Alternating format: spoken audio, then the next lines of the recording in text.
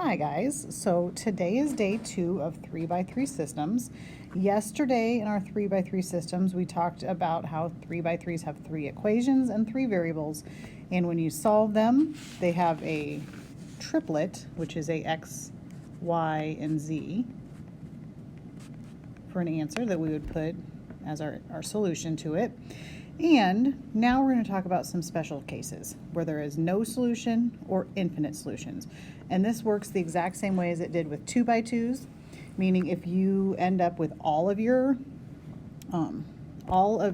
variables eliminating and you end up with a untrue statement like 0 equals 5 or something like that, that means all your variables have eliminated themselves and you're left with an untrue statement. That means there is no solution. Or if you end up with a true statement, so let's say all of your variables cancel out, you end up with a true statement like 3 equals 3 or 0 equals 0 or something like that, that means that's a true statement and there are infinite solutions.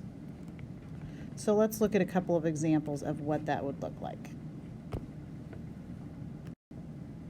Okay, so here we have a 3x3 system of equations, and I will look and decide, okay, what do I want to get rid of first? Well, I'm going to go ahead and use my first 2 equations, okay, and I'm going to get rid of x.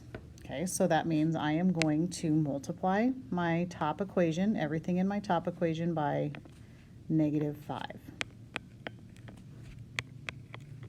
Okay, which means I would have -5x minus 5y minus 5z equals -10.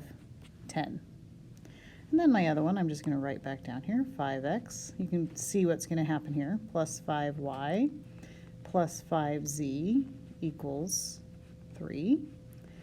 And when you put them together, your x's are gone, your y's are gone, your z's are gone, and you end up with 0 equals -10.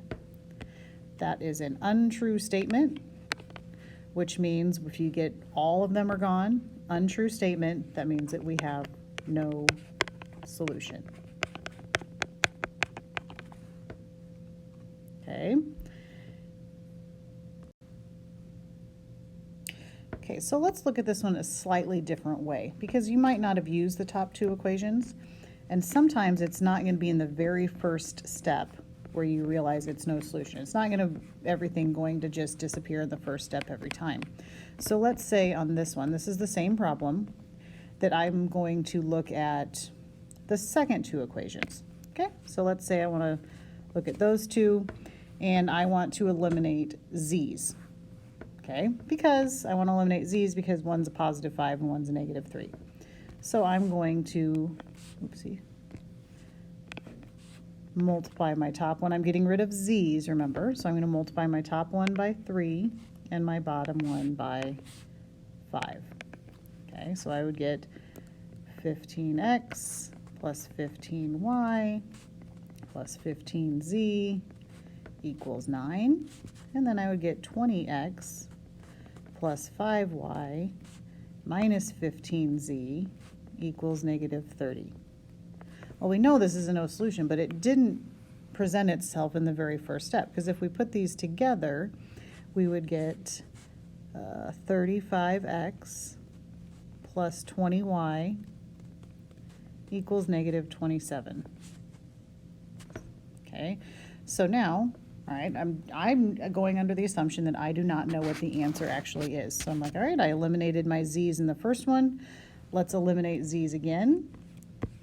So I'm going to choose, hang on, let me erase this here. I'm going to choose to get rid of my z's, so I'm going to use my top one and my bottom one this time.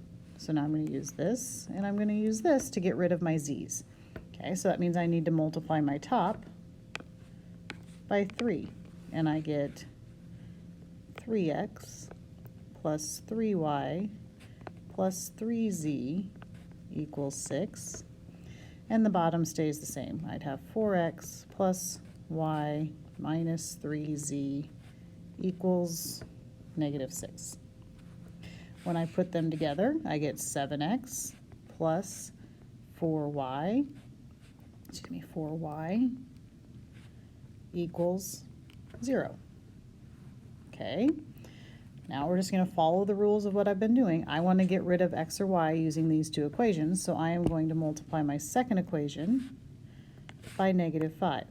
And when I do that, I'm going to get -35x plus -20y equals 0. And then my other equation stays the same, 35x plus 20y equals -27. Okay, so in this case, they all didn't eliminate in that first step. You had to do an extra step. And so I would get 0 equals -27, which is still true. I mean, excuse me, still makes it a no solution because your variables all eliminated themselves and you end up with an untrue statement. So this is still no solution, but it doesn't always happen in that very first step. Sometimes you still have to work a little bit harder at it. Okay, so that was a no solution, and you can see in the lower right-hand corner that this one's going to be infinitely many solutions. So let's look and say, all right, what do I want to eliminate? Well, I mean, we might look and say my first two equations, I can eliminate z pretty easily. So if I use my top two equations, use this one, and eliminate my z's, I would get, so I'd have x minus y plus z equals -3, x minus y minus z equals -3. I get 2x minus 2y equals -6. Okay, well, nothing magical happened there yet. Everything's not disappearing. So I need to go ahead and do the same thing and eliminate z with my second two, with a different pair of equations. So I'm going to use, let's use the bottom two. Okay, so now we're going to use those two because we have a -z and a positive z there also. So let's go ahead and say x, just rewrite, minus y minus z equals -3. And then we have 5x minus 5y plus z equals -15. And when we combine them, we get 6x minus 6z equals -18. Okay, so now we need to put those two together. And as we look, can kind of see what's happening here. I need to multiply this red equation. In order to get rid of my x's or my y's, I need to multiply everything by -3. So I would get -6x plus 6, oops, that should be a y right there, plus 6y equals 18. And then we have 6x minus 6y equals -18. And when we put them together, we get 0 equals 0. That is, in fact, a true statement. If it's a true statement, that means that there are infinitely many solutions.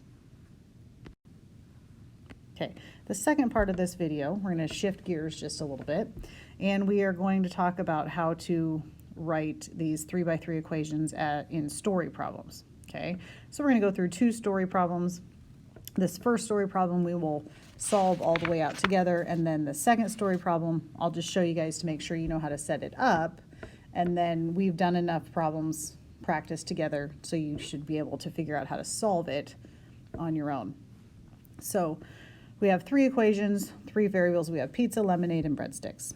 Okay, so let's go ahead. Combo number one, so that's going to be like equation number one. There's two pizzas, a lemonade, and a breadstick for $14. Okay, so the first thing we also want to do is just to identify what our variables are going to be. So I'm going to have pizza be a capital P, and that's a cost of a small pizza.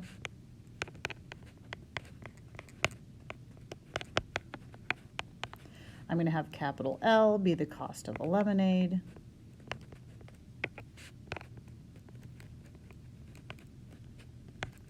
And a capital B be the cost of a breadstick.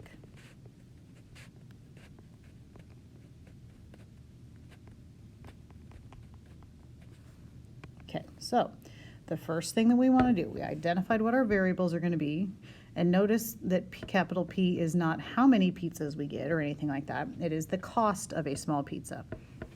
Okay, so ultimately what we want to know is how much does a small pizza cost, how much does a breadstick cost, and how much does a lemonade cost.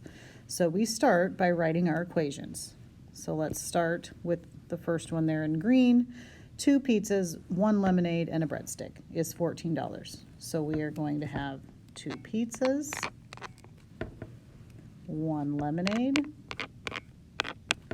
and 1 breadstick is $14. Okay, so that's our first one there in green.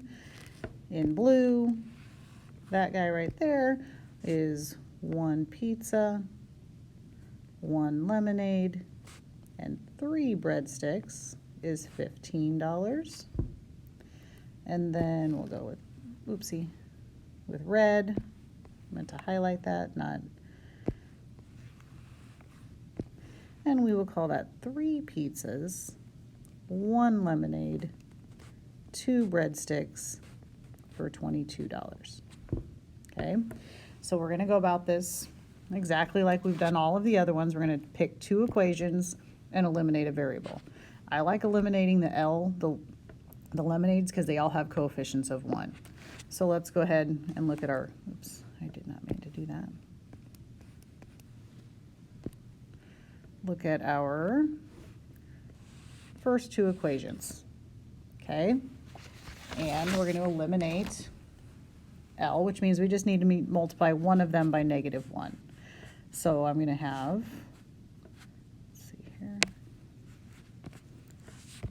I'm going to multiply this top guy by -1. So I have a -1L and a +1L. So I'm going to have -2P minus 1L minus 1B equals -14. And then I'm just going to rewrite that second equation, which is 1P plus 1L plus 3B equals 15.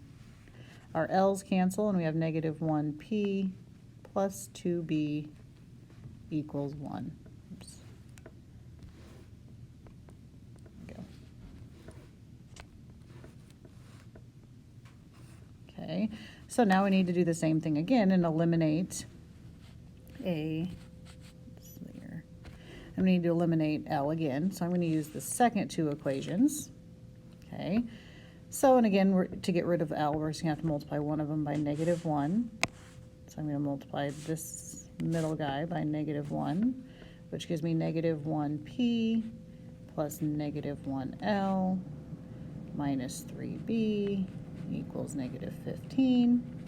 I'm going to rewrite that second one, 3P plus 1L plus 2B equals 22. Put them together, we get 2P plus -1B equals 7.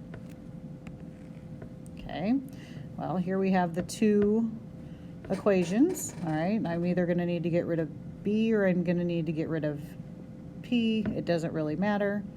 I am going to multiply this one. I'm going to get rid of the B's. So I'm going to get rid of the P's, excuse me. So I'm going to multiply this one by 2. And I would get -2P plus 4B equals 2. And then I'm going to bring this guy down. I have +2P minus 1B equals 7. My P's cancel. I get 3B equals, hang on, oh, 9. I have to add those 2 together. So P equals 3, which means the cost of a small pizza is $3. Oh, you probably noticed that this should be 3B, so the cost of a breadstick is $3. Now we take that 3 and we go back up to one of our equations right here. I'm just going to come right back up here and say -2P plus 4B. I know that B is 3 equals 2. So I get -2P plus 12 equals 2. If I subtract 12 from both sides, I get negative 2p equals negative 10. So p, the cost of p, or the cost of a pizza, is $5. And then our last step, we just take the b and the p and we go back up into one of our original ones. I'm just going to do the top one up there right here and say 2p, that'd be 2p, that'd be 2 times 5 plus 1l plus 1b, we know b is 3, equals 14. So we get 2 times 5 is 10, 10 plus 3 is 13, plus your lemonade equals 14. So your lemonade, it costs $1. So once you have the equation set up, it's the exact same idea as what we've been doing before. So let's look at one more, and this next one, I am not going to solve it all the way out for you. I am just going to help you make sure you get it set up correctly.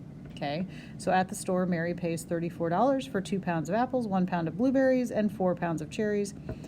Tom pays $35 for 3 pounds of apples, 2 pounds of blueberries, and 2 pounds of cherries. Lee pays $49 for 5 pounds of apples, 3 pounds of blueberries, and 2 pounds of cherries. And we want to know how much each of those things cost. How much does a pound of apples cost? How much does a pound of blueberries cost? How much does a pound of cherries cost?